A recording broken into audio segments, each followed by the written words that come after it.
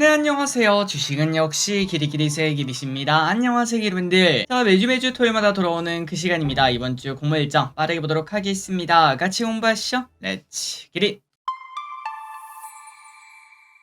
첫 번째입니다. 이번 주에 상장한 기업을 보도록 할게요. 아이빔 테크놀로지를 한번 확인해 보도록 하겠습니다. 자, 그리고 들어가기 앞서 요즘 들어 영상 녹음 소리에 지지직 하는 소리가 조금씩 들리더라고요. 그래서 조금씩 수정을 하면서 맞춰가고 있는데 혹시나 이 영상에서도 좀 많이 거슬린다, 그렇다면 알려주시면 감사하겠습니다. 내용으로 들어가도록 하겠습니다. 아이빔 테크놀로지 삼성증권에서 청약을 했고 저기릿은 한 개를 받았었죠. 그리고 첫날의 흐름 장 초반에는 좋지 않았었습니다. 여기 보시면은 공모가가 만원인데 시초가가 만원이라서 대부분 텄다 좀 떨어지기 전에 빨리 팔아야지 하고 매도를 하셨을 것 같은데요. 하지만 우리를 떨어뜨려 놓고 갑자기 쭉 올라가더니 2150원 찍고 떨어지는 모습을 나타냈습니다. 그래서 저 기릿은 매도해서 800원의 손실을 받고 수수료 포함하면은 2800원이라고도 말을 해볼 수 있겠죠. 그런데 한 몇 시간만 늦게 팔았어도 수익으로 마무리가 되었을 텐데 라는 아쉬움이 생겨도, 하지만 그거는 우리가 예측할 수 있는 부분은 아니겠죠.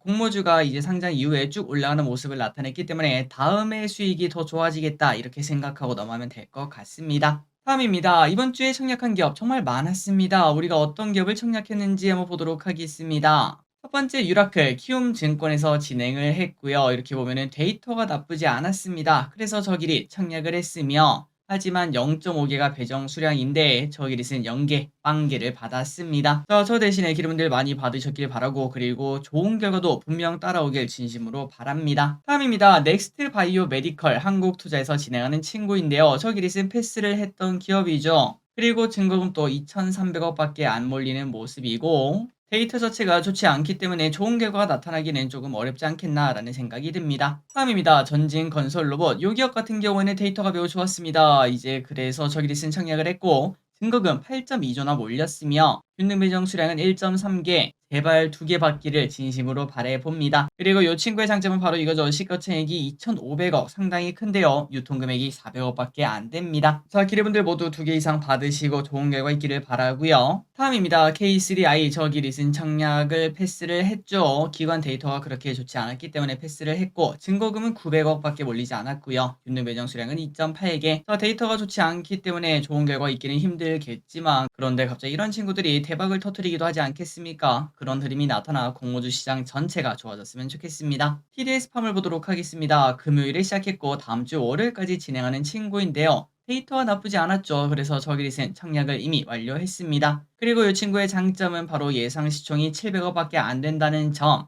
상장 당일에 풀리는 물량이 적기 때문에 생각보다 크게 튀어오르는 그런 모습도 기대해 볼 수 있겠네요. 그리고 스펙이 있었는데 일단 스펙을 할 때는 아니라고 생각이 됩니다. 조금 뒤에 좀 공모주 시장이 좋아지면 그때 다시 알려드리도록 하겠습니다. 다만 매번 말씀드리다시피 나는 뭐 수수료 손실 보는 건 괜찮다, 그렇다면 계속 도전하셔도 될 것 같아요. 충분히 몇 번 하다 보면 갑자기 막 6,000원 이렇게 쭉 올라가는 경우가 생길 겁니다. 그때가 되면은 지금 보는 손실 그거는 전부 다 만회가 될 거라고 생각해 볼 수 있습니다. 다음입니다. 다음 주에 상장하는 기업 보도록 하겠습니다. 뱅크웨어 글로벌, 유라클, 교보스펙.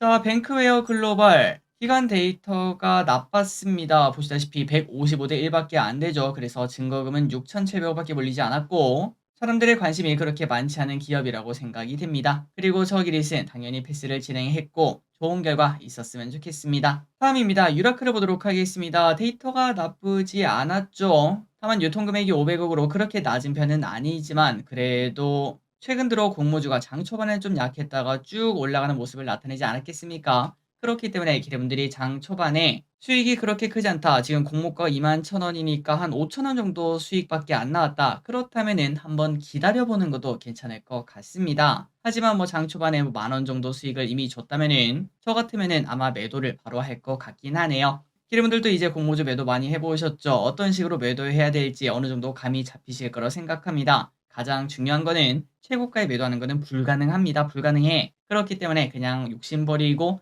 이 정도면 됐어, 이러한 마음이 조금 더 필요할 것 같습니다. 스펙이 있습니다. 좋은 결과 있길 바랍니다. 마지막으로 다음 주에 있을 청약할 기업을 보도록 하겠습니다. TDS 팜, M83, EN셀, 그리고 대신 스펙. 자, TDS 팜은 지난주에 봤죠. 그렇기 때문에 빠르게 넘어가도록 하겠습니다. 한국투자증권 월요일까지 공모가는 13,000원. 뭐 하는 기업인가? 경피약물 전달 의약품 전문 기업이라고 하고 흡수율과 안정성이 높은 TDDS 플랫폼을 보유하고 있습니다. 그래서 데이터를 보면은 나쁘지 않죠. 청약을 하시면 될 것 같습니다. 한국투자에서 진행을 합니다. 다음입니다. M83이라는 기업을 보도록 하겠습니다. 주관사가 약간 비인기 주관사죠. 신영증권이랑 유진증권. 그런데 공모가 밴드 상단이 13,000원인데 16,000원. 데이터가 잘 나왔나 봅니다. 뭐 하는 기업인가? 시각 특수 효과 전문 기업이라고 하는데요. 빈센조, 승리호, 스위트홈2 이런 곳에 참여를 한 기업이라고 합니다. 자, 비슷한 기업 하면 뭐가 떠오르죠? 맞습니다. 덱스터, 그 다음에 뭐 자이언트 스텝 그런 기업이 떠오르죠. 그런데 그 친구들은 전부 다 적자 기업인데 이 친구는 흑자 기업이라는 게 많이 특이했습니다. IPO로 확보될 자금은 해외 진출에 투자한다고 하네요. 자, 그렇다면 어떤 걸 하는가? 빈센조 보셨는지 모르겠습니다. 이 빈센조 드라마를 보면은 배경이 이런 식으로 유럽 배경이 깔려 있는 걸 확인할 수 있는데요. 하지만 그거 유럽에서 이렇게 으리으리한 궁전에서 찍은 게 아닙니다. 그냥 여기 보시면은 뭐 공장인가? 그런 생각이 드는 그런 곳에서 찍은 건데 그거를 요런 식으로 바꾸는 그런 기술이 바로 시각 특수효과라고 말할 수 있겠죠. 그리고 앞으로도 정말 많은 곳에 참여하고 있습니다. 스위트홈 시즌3, 그 다음에 전지적 독자 시점, 대홍수, 전란 등 이러한 드라마, 애니메이션 등에 참여한다고 합니다. 그리고 이 친구 실적이 나쁘지 않은 기업입니다. 보시면 흑자를 이미 내고 있고요. 엄청나게 크게 성장을 해내고 있어요. 앞으로도 쭉쭉 성장하길 바라며 수혜직 결과도 매우 잘 나왔습니다. 참여 건수가 2,100건, 경쟁률이 1000대 1. 많은 기관들이 16,000원 이상을 써낸 걸 볼 수 있고요. 다만 아쉬운 거는 의무 확약입니다. 0.75밖에 안 돼서 엄청나게 좋은 데이터는 아닙니다. 자, 그렇다면 청약을 해야 되는가 말아야 되는가? 저 기릿은 당연히 청약을 해야 된다고 생각합니다. 데이터 괜찮고요. 그리고 다른 비교 기업인 덱스터랑 그런 친구들이랑 비교해서 흑자 기업 아니겠습니까? 그렇기 때문에 매력이 있다라고 저는 생각하고 있습니다. 다만 이제 아까 말씀드렸다시피 비인기 증권사 두 개인데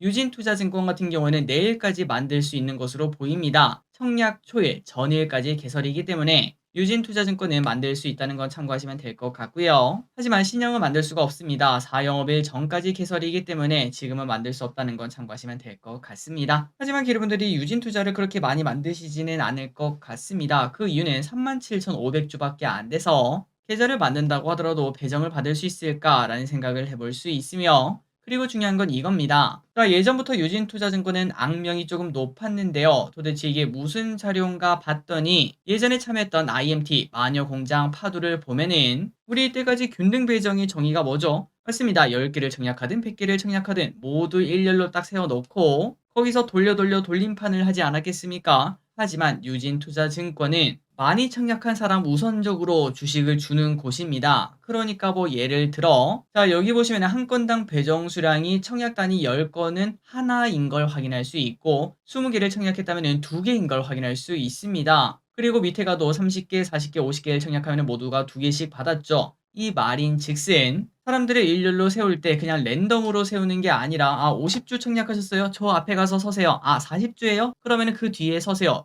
10주 하셨어요. 그러면 저 맨 뒤에 가서 서세요. 라고 말을 하고 배정 수량을 앞에서부터 먼저 줬다는 건데요. 그렇기 때문에 만약에 여러분들이 이번에 유진투자증권을 통해서 청약을 하신다면은 최소 청약 금액이 50조 아니겠습니까? 혹시나 돈에 여유가 있다면은 더 크게 하는 게 유리하다. 뭔가 비례하는 것처럼 청약하는 게 유리하다라는 건 참고하시면 될 것 같습니다. 어쨌든 이런 부분 때문에 유진투자증권은 개인적으로는 굳이 안 만드셔도 되지 않을까라는 생각이 조금 들긴 하네요. 다만 계좌가 이미 있다. 그렇다면 청약을 안 할 이유는 없을 것 같습니다. 신형 유진 청약하시고 말씀드렸다시피 신형 지금 만들어도 안 되고요. 유지는 지금 만들어도 가능하긴 합니다. 저 기릿은 청약하도록 할게요. 다음입니다. ENC를 보도록 할게요. 주관사는 NH투자, 청약일은 12일부터 13일 월화죠. 공모밴드는 15,300원이 상단인데 상단에 확정이 되었습니다.